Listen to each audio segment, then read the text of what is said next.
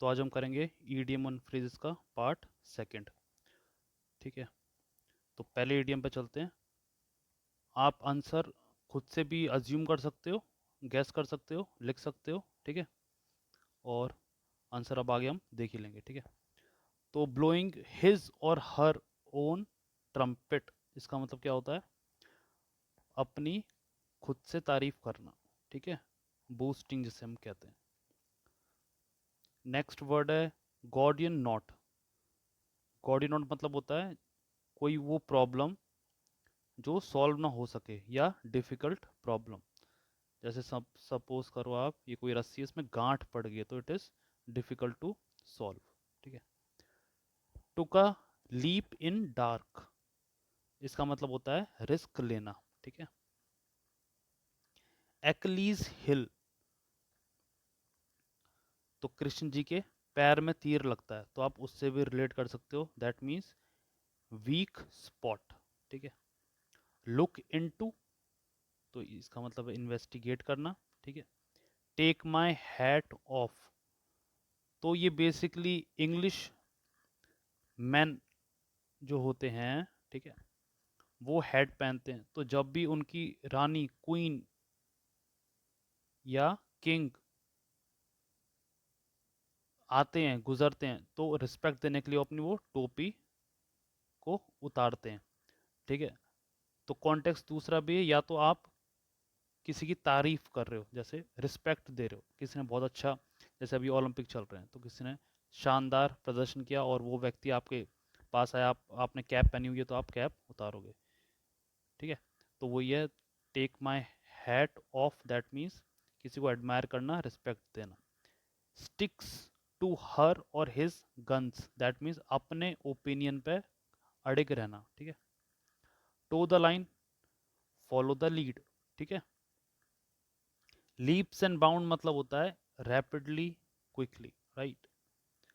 Swept under the carpet, तो इसको एक स्टोरी की तरह समझते हैं हम। सपोज आपके घर पे कोई अचानक से आ गया।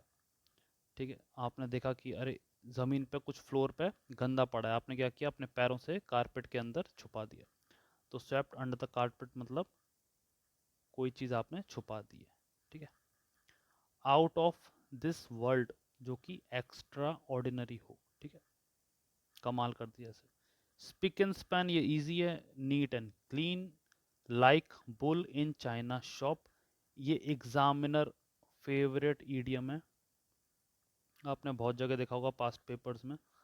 तो like bull in China shop मतलब क्लमजी पर्सन। ठीक, अगर बुल किसी शॉप में घुसेगी तो क्या, वो तोड़ फोड़ करेगी, हिलेगी डुलेगी, सामान गिरेगा, तो वही। वाइड ऑफ द मार्क, तो जैसे क्रिकेट से रिलेट कर लो, क्रिकेट में वाइड होता है।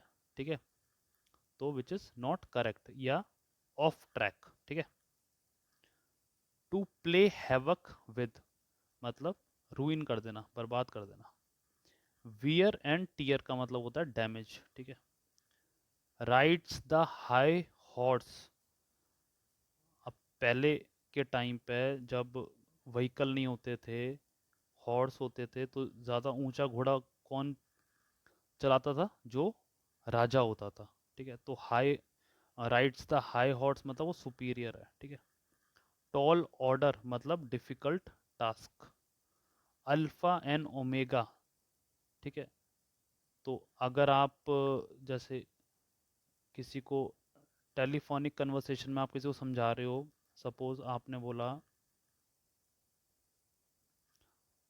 कोई कोड बोल दिया, ओटीपी फॉर एग्जांपल, ठीक है, ATPQ, और दूसरे व्यक्ति को समझ में नहीं आ रहा आपने क्या बोला, तो आप क्या बोलोगे? A as in alpha, T as in telephone, ठीक है, P as in parrot, Q as in queen. तो ऐसे डिस्क्राइब करते हैं ताकि समझने के लिए। ठीक है, तो alpha and omega that means beginning and and. ठीक है,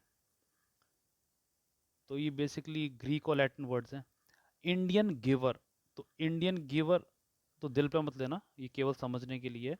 इंडियन गिवर मतलब ये पक्का वेस्टर्न लोगों की शरारत होगी, बट ठीक है समझ लो।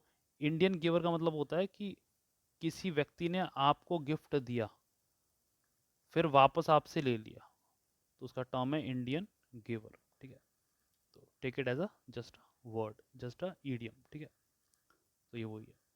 To cut corners, to save money, या फिर to save time, energy, resources. Cut corners मतलब सपोज आपने रेस लगाई, ठीक है, दो लोगों से, बट आपने गोल नहीं घूमा, आप इधर घूम गए। ठीक है, या फिर आप स्क्वायर को लोगे तो ये ज़्यादा इजी होगा, तो आपने ऐसे ऐसे नहीं चला, आपने कॉर्नर्स को कट कर दिया, ऐसे जा रहे हो आप। ठीक है, तो वही है टू सेव समथिंग। ठीक है, flash in the pan, flash in the pan मतलब सडन सक्सेस, कुछ छोटे अंतराल के लिए आपको सक्सेस मिल गई है। Long shot, that means risky bet. ठीक है, एसिड टेस्ट, देखो हम, आपने वो सुना होगा पीएच टेस्ट करते हैं। ठीक है, तो एसिड टेस्ट का मतलब होता है किसी चीज की इफेक्टिवनेस को जांच करना, proves the effectiveness of something, right. Bad mouth, तो ये बहुत इजी है, दैट मीन्स किसी के बारे में बुरा भला बोलना, राइट। तो ये था हमारा आज का आखिरी वर्ड। अब मिलते हैं आपसे नेक्स्ट वीडियो में।